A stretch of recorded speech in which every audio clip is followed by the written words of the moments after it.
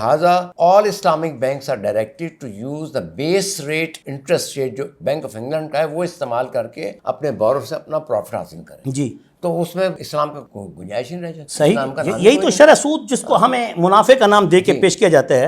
اور اس میں آپ اگر غور کریں کہ جس مکان کو، جس گاڑی کو جو ہمارا کلائنٹ، جو ایک عام فہم بیچارہ اسلامی اور دینی ذہن رکھنے والا اور اپنی حلال کمائی کرنے والا، وہ جب اپنے مستقبل کو بنانے کی خاطر یا بیچارہ اپنی مشکلات کی خاطر وہ جا کے جب بینک سے جا کے گاڑی لینے کے لیے جاتا ہے یا وہاں سے ان کے پاس کوئی گھر بنانے کے لیے جاتا ہے، تو وہ سب سے پہلے کیا کہتے ہیں ان کو؟ وہ کہتے ہیں جا کے مکان دیکھو، جا کے گاڑی دیکھو. اور پھر وہ مکان اور گاڑی کا مالک کوئی اور ہوتا ہے اور یہ بینک بھی الگ ہے. اب رب المال اور یہ مزاربت کیسے ہو سکتی ہے؟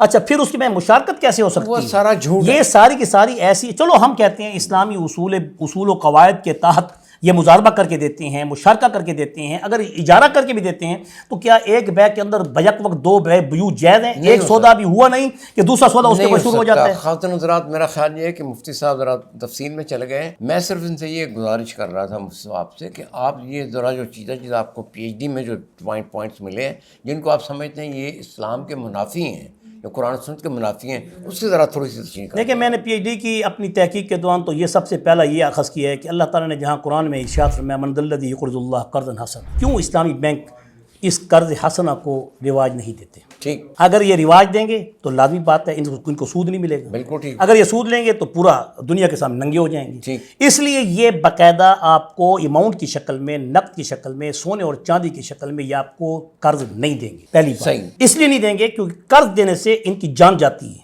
ٹھیک. جبکہ اللہ تعالیٰ قرآن میں صدقے سے زیادہ قرض دینے کی فضیلت کو پیش کرتا ہے، کیونکہ قرض لینے والا مجبور ہوتا ہے، مجبور الحال ہوتا ہے، مفلوج الحال ہوتا ہے، مفلوج ہوتا ہے. وہ اب آپ کے پاس جب آئے گا تو بڑی مصیبت کی شکل میں آئے گا. اس لیے کوئی شخص کسی کو قرض دے تو اس کے اوپر ایک ڈھیلا بھی لے گا تو وہ اللہ اکبر اس قدر گناہ عظیم ہے کہ اس کا نام لیتے ہوئے الفاظ زبان کو آنے کے لیے تیار نہیں ہے. کہ حضور نے پھر بھی ارشاد میں بتا دیا کہ ایک دھیلا بھی سود کا کھانے والا ایسے ہے جیسے ماہ سے نکاح کے برابر گناہ مجھے کرے. صرف جو میں خواتین حضرات میں درخواست، اب یہ قرض نہیں دیتے مفتی صاحب آپ یہ قرض کیوں نہیں؟ پہلا پوائنٹ ہمارا یہی ہے کہ اسلامی بینکاری جب اسلامی اصولوں کی بنیاد پر قائم کی گئی ہے تو سب سے پہلے تو ان کو قرض کا اہتمام کرنا چاہیے اور امت کو بلا سود قرض ان کو دینے چاہیے. اور نظام کیسے چلے گا؟ کیسی بات کر رہے ہیں؟ تو نظام جب نہیں چل سکتا تو پھر ان کو اتنی بڑی بلڈنگیں بنانے کی کیا ضرورت ہے؟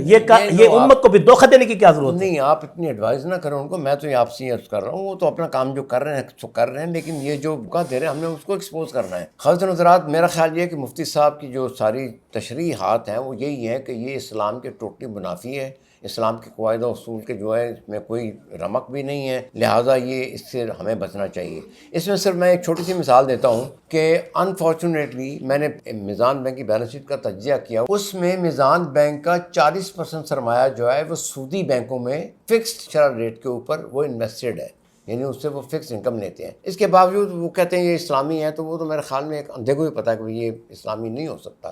لہٰذا میرا خیال ہے کہ مفتی صاحب آپ اپنے چند دو فکروں میں بتا دیں، اب اور تفصیل کی ضرورت نہیں ہے، بتا دیں کہ عوام کو کیا کرنا. عوام کو یہی ہمارا میسج ہے کہ جو بھی اسلامی بینکاری کے اصول و ضوابط ہمارے علماء کرام نے پیش کیے ہیں وہ بالکل اسلامی اصولوں کے مطابق تھے، مگر ان کا امپلیمنٹ کوئی شرعی اور باضابطہ اصولوں کے تحت رائج نہیں ہے. لہٰذا اسے پرہیز کرنا پرہیز چاہیے نہیں بلکہ اس سے بچنا واجب اور فرض ہے. جی، ورنہ یہ گناہ عظیم ہے، یہ کوئی چھوٹا گناہ نہیں ہے. یہ اللہ اس کے اصول کے خلاف اعلان جنگ ہے، اور اگر اللہ اس کے اصول کے خلاف اعلان جنگ ہے تو ایک مولوی کو بھی چاہیے کہ وہ کھلے عام ان لوگوں کے خلاف اعلان جنگ کرے جو سود کو پروموٹ کر رہے ہیں یا سودی اسکیموں کو اسلام نہاد بینکوں کی شکل میں پیش کر کے امت کو دھوکہ دے رہے ہیں. اس کے علاوہ خواتین حضرات آپ ایک اور کام کریں کہ آپ کے پاس کافی تعلیم یافتہ بندے بھی ہوں گے، ان سے کہیں کہ آرٹیفیشل انٹیلیجنس پہ چلے جائیں، ان سے پوچھیں کہ یہ جو اسلامی بینک کا کانسیپٹ کہاں سے آیا، کیسے آیا، کیوں آیا اور کس نے کیا. آپ کو 100% یہ ملے گا کہ یہ IMF، world bank, financial markets, یہ ساری ان کی مطلب